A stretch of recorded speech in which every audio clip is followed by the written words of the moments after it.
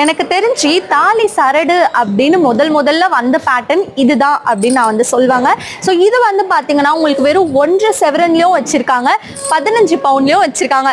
ஆனால் எனக்குலாம் இந்த மாதிரி பார்வையாக போட்டாதான்ப்பா ரொம்ப பிடிக்கும். சண்டக்காரி வாடி வாடி ஒன்ன அடக்கி ஆளுறேன், குட்டி போட்ட பூனை போல வட்டம் அடிக்க ஏங்குறேன்.